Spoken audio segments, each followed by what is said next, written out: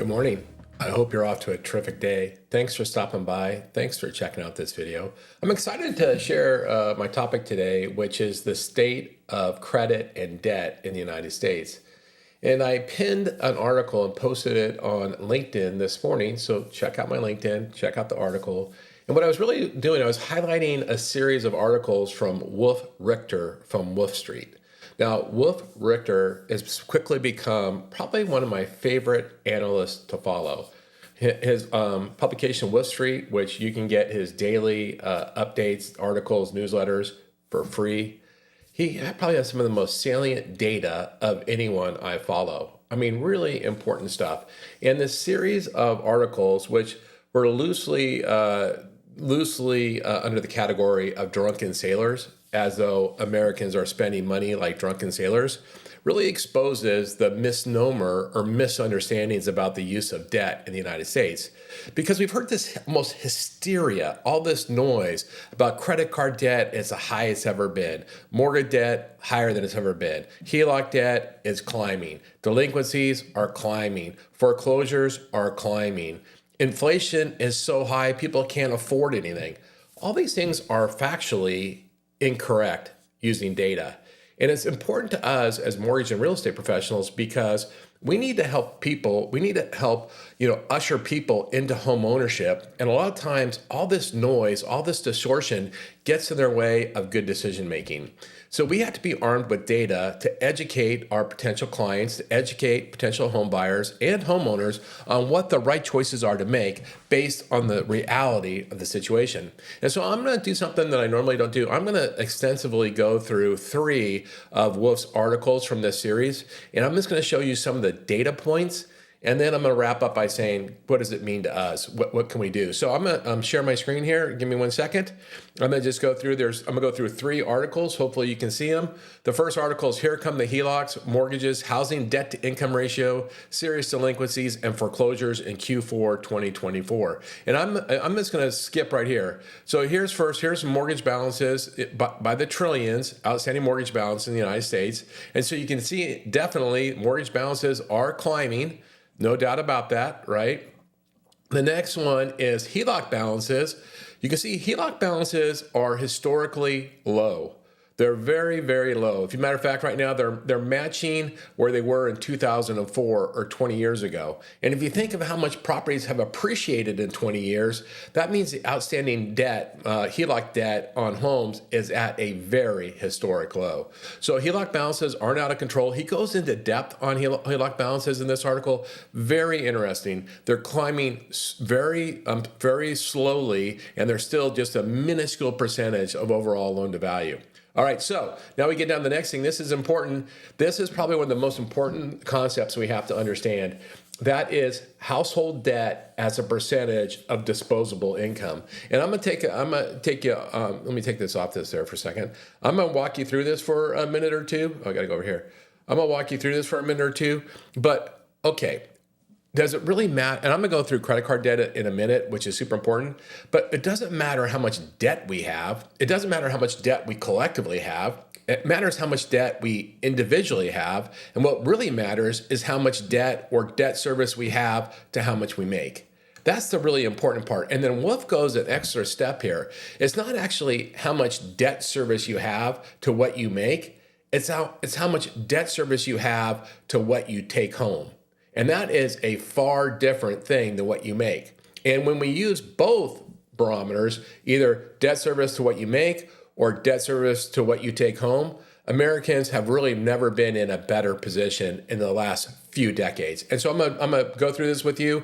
And once again, it's really important to understand this so that when you talk to your clients and they hear all this noise about houses are unaffordable and everything's unaffordable, it's not really true. So let's go through some debt. This is the percentage of household debt to disposable income. And as you can see from this chart for the last 20 years, other than during the pandemic, which he calls like free cash years, Other than during the pandemic, Americans are in the best position they've been in over 2 decades with their actual debt to the percentage of disposable income. If you read the article, it explains disposable income. It's really important. They use all sorts of things to come up with disposable income. And this is a government statistic. He didn't come up with this statistic.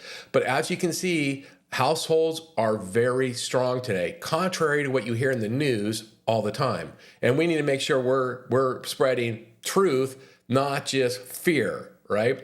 And so then he goes into seriously delinquent on mortgages and HELOCs. Mortgages are red, HELOCs are blue. You can see the historic delinquencies are once again at decades lows, right? And you can see that actually mortgages delinquencies are dropping, right? Dropping. You see HELOC delinquencies are slightly up, but that's because there's just more of them, right? That's the only reason. It's not they're not higher as a percentage. So we're really strong on delinquencies. Next thing is on foreclosures. There's virtually none. I think there's only something like 44,000 in the United States, virtually none, and improving. You see, improving, right? So debt per capita, debt per debt service per earnings, debt per take-home pay, delinquent debt, foreclosure debt, really non-existent. Not what you're hearing in the news, not feeding the hysteria story. Now let's just look at some other debts, some household debts. This is a different article. Same thing as this is household debt in trillions. So yes, household debt is up. You know why it's up?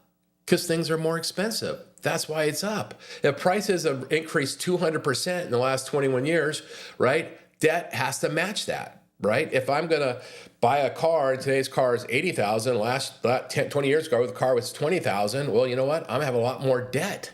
That isn't really important. It's debt service to my income, debt service to my take-home pay, and how I'm able to manage that debt. So let's keep looking at this. Next chart down here, total household debt as a percentage of disposable income. Looks a lot like the one we did for mortgages, right? It's at lowest it's been in 25 years. Have you heard that anywhere? Have you heard anywhere that household debt as a percentage of disposable income is at historic lows? Do you hear that on the news? Do you hear that from industry analysts? No, they're feeding the story of fear and doom, which is totally false. And that false story gets in the way of people who should be buying homes, not buying homes, or who should be moving up, not moving up. All right, let's keep going on this. And Wolf just did a fantastic job on this. Serious delinquencies on household debt. This is any type of debt. Once again, what do you see? Historic lows. Now, the free money part doesn't count. Here's the beginning of the pandemic, going to the end of the pandemic. Government was shoveling out cash. People were paying down debt. That doesn't count. You can't see that debt or delinquencies are slightly increasing. Still way below historic norms, right? Makes kind of sense. Now, number of consumers with foreclosures in the thousands. Very minimal, right? We already saw that. Very minimal. Percentage of consumers with third-party collections. That's like collections on your credit card or on a bill or on your auto loan. What do we see? Way down, way down, way below historic averages, right? The American consumer is strong, not weak. Here's the number of consumers with bankruptcies in the thousands. So what are bankruptcies? Way down. And by the way, they're trending down right now, right? They're down. Why are they trending down right now? Why are delinquencies? Why is all this stuff trending down? Because people's wages are significantly increasing. And what Wolf did in these 3 articles, and when he looked at income to debt and disposable income to debt, he'd actually use a barometer. He would say, hey, look, here's how much this debt increased. Here's how much disposable income increased. Matter of fact, I'm going to find that really quick. It's easy to find on this chart because I want to share with you his reasoning. It's right here. I'm going to share it right here. Picture in picture. So here it is. From Q3 to Q4, disposable income increased by plus 0.13%. Disposable debts by plus 0.05%. Year over year, disposable, remember, is the income you take home, right? And disposable income plus 5.1%, total debts 0.3%. So what does that say? Disposable income rose nearly twice as much as total debts. That's a healthy picture, not an unhealthy picture, right? And so in this, you can see, by the way, in this paragraph before, he explains disposable income, which is released by the Bureau of Economic Analysis, is household income from all sources except capital gains minus payroll taxes. So income from after-tax wages plus income from interest, dividends, rentals, farm income, small business income, transfer payments from the government, etc. This is essentially the cash that consumers have available to spend on housing, food, toys, debt payments, and whatever they don't spend, they save, right? Once again, this is a totally different story than the media is feeding you. Don't buy into the hysteria. We have to be, instead of purveyors of doom, we have to be purveyors of hope. We have to explain to people why now is a great time to buy, right? Because if we're in this business, we believe in the American dream, and that home ownership is the best path to wealth in America. Homeowners are 41 times wealthier than renters. It's critical to get past this noise to help people make great decisions for them and their families. Let's check out the last article, the third article. Now, in my article on LinkedIn today, which I'll show you in a second, I did not include this third article. This third article was published this morning. I wrote my article yesterday, but here it is, The Drunken Sailors. Once again, that's a series, and this one has to do with credit cards. Really interesting things here. Here's credit card delinquency rates at commercial banks. We don't really care about that so much. But here is prime credit cards that are 60 days delinquent. So this is if you're A plus credit borrower, you have a credit card. Here's 60-day delinquencies. What do we see? Historic lows. Now we have to discount the pandemic because the government was shoveling cash out as fast as they could, and Americans wisely paid down their credit card balances. But we're still very, very, very low. Now, does that look like an epidemic of credit issues that we hear about? No, not at all. Not even in the least bit, right? Now, this is credit card balances and other consumer loans in billions. So you can see the red is credit card balances. And in fact, they're up. But you know what?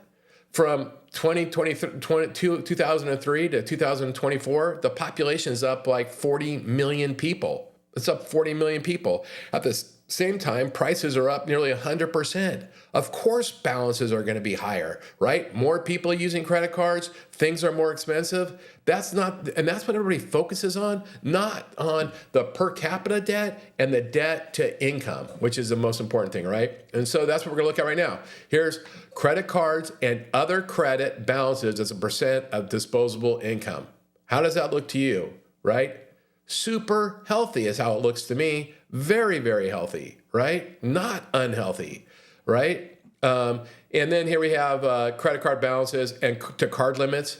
Notice how credit card balances at this 1.2 trillion is a fraction of the available credit, just a fraction, right? And available credit is skyrocketing. Why? Because banks love credit cards. Banks love lending at 26% to A-plus borrowers, right? When it only costs them 3%. They love it. They keep trying to give us more credit. Wolf mentioned in these articles, there's only a really, really small percentage of credit. He goes through it, which we won't go through, but only a very small percentage of credit card debt is actually carried month to month.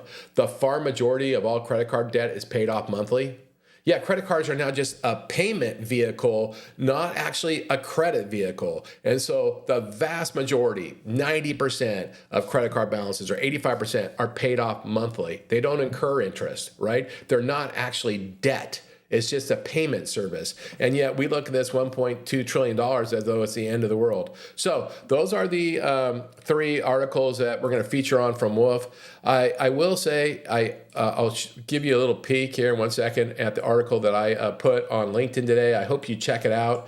In this article, I'm going to put a link to my article in the notes below. But what I hope that you get a chance to do is check out my article, and I'll put links to Wolf's articles in it. You can see here's my article. It looks dressier on LinkedIn, so don't worry about it. But I want to bring up the last 3 points of my article here. Notice how I'm using Wolf's charts to explain. I'm trying to explain this and why the sky isn't kind of falling. The thing too that I do in this that I invite you guys to go check out is at the bottom of my article I go key takeaways from real estate and mortgage professionals.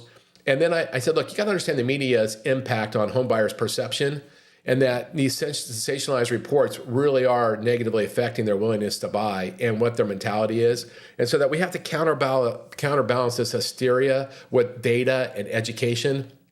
It's really important to get people comfortable. We have to reaffirm the value of home ownership. There definitely are affordability issues. Now, one of the things, as Eye on Housing came out with today from the National Association of Home Builders, nationally, the total DTI on housing in America is 38%. That is manageable. That is manageable. And so let's say you're entering and you're at the 38% or 40%. It's worth the squeeze for a few years in order to get the benefit, which is the wealth effect, right? And we have to just educate our clients. We don't want to let anybody miss out on the opportunity of owning a home and getting a road wealth in America because of unfounded fear, right?